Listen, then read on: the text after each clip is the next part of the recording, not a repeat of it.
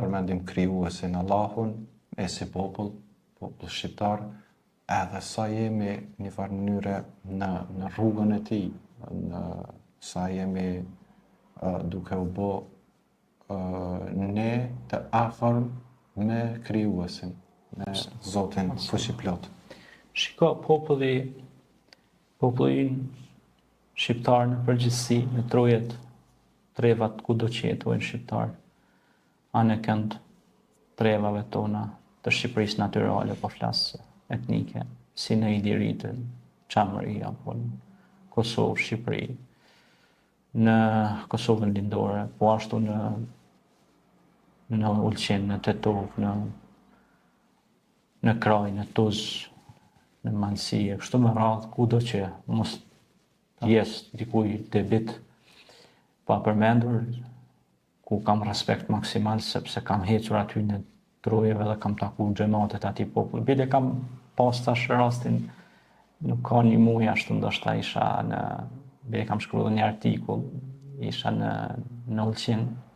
vizit tek një xhami, atje xhamia e Pashës u quajte. Edhe hoxha i xhamisë,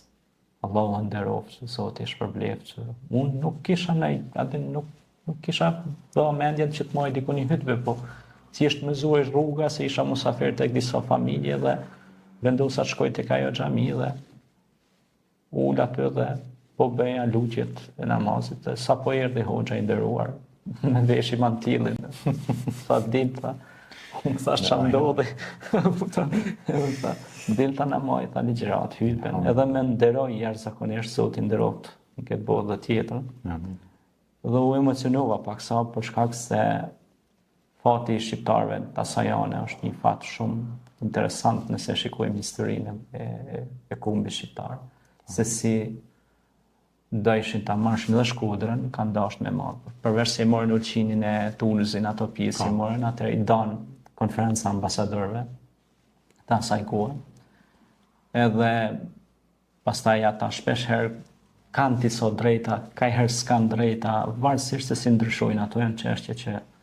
merren organet kompetente.